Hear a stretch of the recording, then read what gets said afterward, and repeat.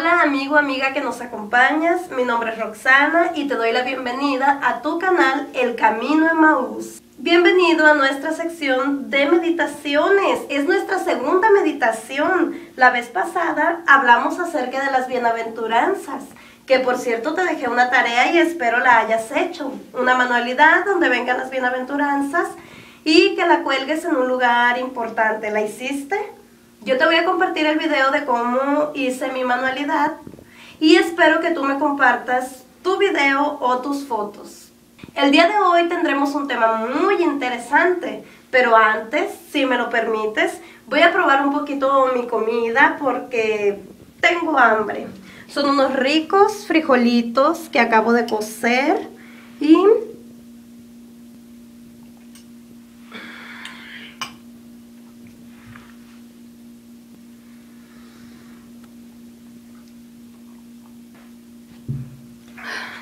y están muy desagradables.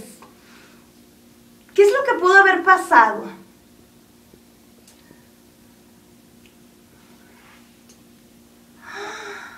¡Qué pena! No le eché sal a mis frijoles. ¡Ay, pero! ¿Cómo es que pueden saber tan desagradables? Nunca imaginé que algo tan sencillo como la sal pudiera hacer que la falta de ello den un sabor terrible a mis frijoles. Ahora entiendo por qué cuando Jesús tenía reunida aquella multitud en aquel monte, les dijo unas palabras tan interesantes. Les dijo: vosotros sois la sal de la tierra, pero si la sal pierde su sabor, ¿con qué será salada? No servirá más para nada, sino para ser echada fuera y hollada por los hombres. ¿A quiénes profirió Jesús estas palabras? A una multitud. ¿Qué características tenía? Eran personas que querían escuchar la voz de Jesús, que querían escuchar el mensaje que Jesús tenía para ellos, que querían conocer más a Dios. Nosotros sabemos que si tú estás visitando este canal es porque eres una persona que tiene características similares a las que acabo de mencionar. Por lo tanto, las palabras que Jesús dijo en este día de ustedes son la sal de la tierra, son palabras para ti también. ¿Qué significa ser la sal de la tierra? Sabemos que la mayoría de las personas vive tan ocupada que no deja un espacio de su vida para Cristo Jesús. Cuando tú ya conoces de Cristo Jesús y vas a aquellas personas que sienten la necesidad de Cristo Jesús, eres la sal de la tierra porque pones sabor a la vida de esa persona. Puedes compartir con ella la paz que solo Cristo da, el mensaje de salvación y esperanza. En los tiempos antiguos, la sal se usaba en la conservación de alimentos.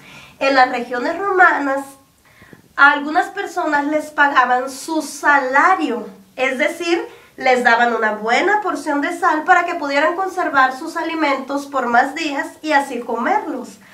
Ahora ya existe la refrigeración y entonces ya no se utiliza en gran medida la sal en la conservación de alimentos. También en los lugares de clima frío se aplican la sal sobre las calles, los pavimentos, las carreteras, de tal manera que pueda derretir la nieve, o se utiliza como anticongelante en algunos alimentos para poder comerlos.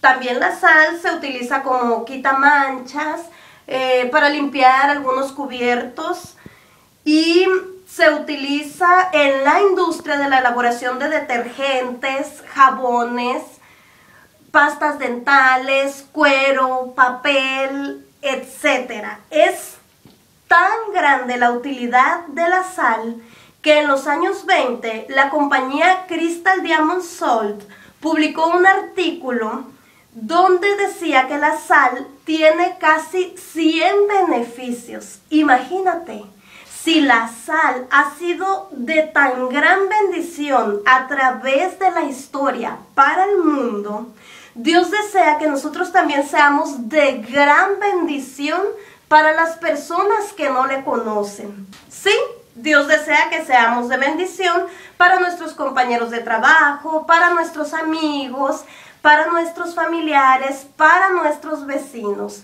Por eso la pregunta de hoy es, ¿cómo puedo ser de bendición para las personas que me rodean? Y la tarea es escribir la pregunta en un papelito, escribir la respuesta, ponerla en un lugar donde la puedas estar viendo, lo grabes en tu mente y lo pongas en práctica. De igual forma, espero tus respuestas aquí abajo. Y te invito también a visitar nuestra página en Facebook, facebook.com/El Camino a Emaús. Yo soy Roxana, me despido de ti y deseo que Dios te bendiga. Pero antes, voy a terminar de comer mis frijolitos, ahora sí, con sal.